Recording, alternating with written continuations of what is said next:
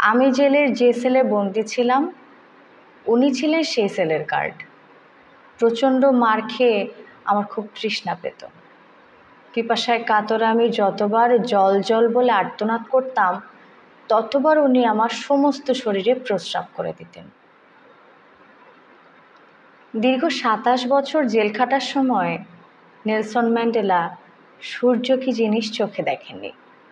তারপর তিনি দেশের প্রেসিডেন্ট হওয়ার পর একদিন তার কয়েকজন সহকর্মীকে বললেন, চলো আজ শহর দেখি।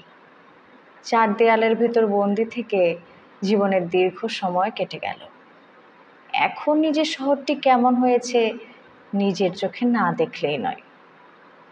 সহকর্মীদের সাথে নিয়ে নেলসন ম্যান্ডেলা শহরের অলিতে গলিতে হাঁটলেন। তার খুব খিদে পেল। খিদে লাগার পর ম্যান্ডেলা বললেন, চলো সামনের মোড়ে যদি কোনো রেস্তোরাঁ পাই সেখানেই কিছু খেয়ে নিতে চাই। সহকর্মীরা তো অবাক। বুঝতে পেরে ম্যান্ডেলা বললেন, অবাক হওয়ার কিছু নেই, খিদে পেয়েছে খাবো। জেলখানার ওই বীভৎস খাবার খেয়েও যেহেতু মরিনি তাই এত সহজে মরব না। সবাই মিলে টেবিলে খেতে বসেছেন। অল্প দূরে আরেকজন ভদ্রলোক বসে আছেন, বেশ বয়স্ক। হোটেলের ওয়েটারকে ডেকে ম্যান্ডেলা বললেন, একটা চেয়ার এনে আমার পাশে রাখো এবং ওনাকে বলো আমার টেবিলে বসে খেতে। ভদ্রলোক আসলেন, এসে তার পাশের চেয়ারটায় বসলেন। খেতে খেতে সবাই গল্প করছেন, কিন্তু পাশে বসা ভদ্রলোকটি কিছুই খেতে পারছেন না। ওনার হাত কাঁপছে, চামচ থেকে খাবার প্লেটে পড়ে যাচ্ছে।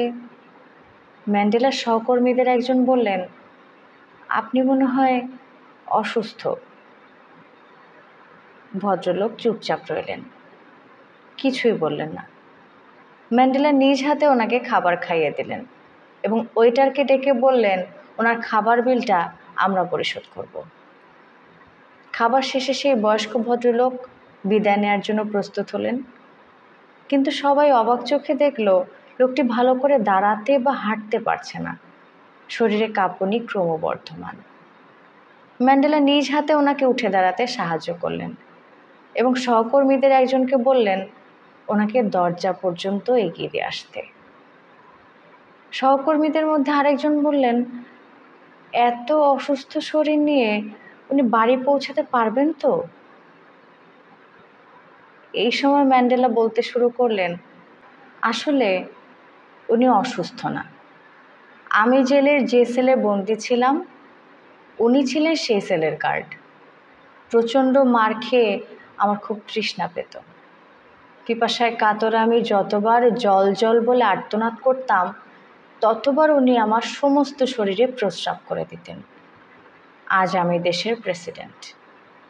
দেশের সবচেয়ে ক্ষমতাশালী মানুষ হওয়ার পর আমি ওনাকে আমার টেবিলে একসাথে খাওয়ার জন্য আমন্ত্রণ করেছি। তাই সেই সব দিনগুলোর কথা মনে করে উনি খুব ভয় পেয়েছেন।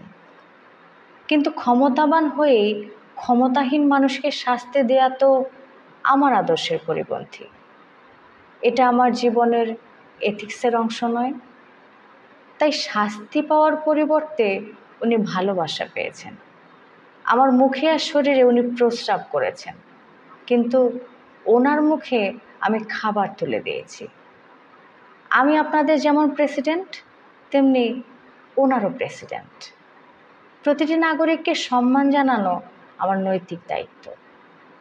শুধুমাত্র প্রতিশোধ নেওয়ার মানসিকতাই একটি তৈরি রাষ্ট্রকে ধ্বংস করে দিতে পারে, আর সহনশীলতার মানসিকতা একটি ধ্বংস হয়ে যাওয়া রাষ্ট্রকে তৈরি করতে পারে।